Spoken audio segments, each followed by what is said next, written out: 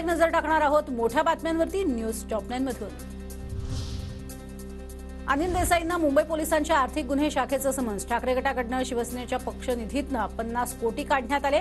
मुख्यमंत्री एकनाथ शिंदेंकडनं ईओडब्ल्यूकडे तक्रार। तर 5 मार्चला अनिल देसाईंना चौकशीसाठी बोलवण्यात आलं। बारामती, कोल्हापूर, पुणे सर्वच ठिकाणी भाजपच निवडून येणार। भाजप नेते चंद्रकांत पाटलांचं विधान। तर सुप्रिया सुळे बारामतीमधून 2 लाखांपेक्षा अधिक मतांनी निवडून येतील, संजय राऊतांना विश्वास। आरोपांना उत्तर देण्याच्या आणि देणाऱ्यांच्या टीमचा मी सदस्य नाही, चंद्रकांत पाटील यांचं वक्तव्य।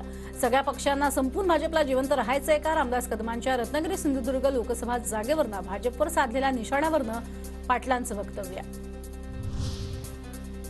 सगळ्या पक्षाला संपून भाजपला जिवंत राहायचंय का? सिंधुदुर्ग रत्नागिरीची जागा सेनेची, आम्हीच लढवणार। रत्नागिरी सिंधुदुर्ग लोकसभा जागेवरनं रामदास कदमांचा भाजपवर निशाणा।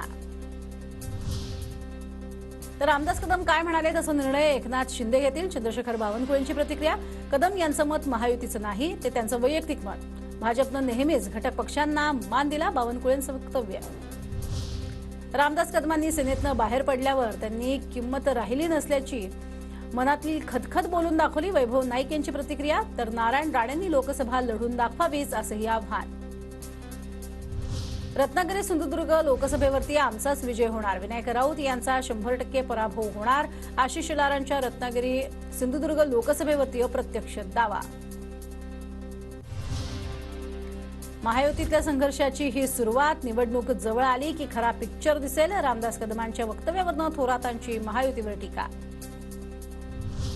खासदार अमोल कोल्हे तुळापूरमधील चालू शासकीय कार्यक्रमातून निघून गेले। तर मुख्यमंत्री उपमुख्यमंत्र्यांच्या परवानगीनं कार्यक्रमातून निघालो, अमोल कोल्हे यांचं स्पष्टीकरण।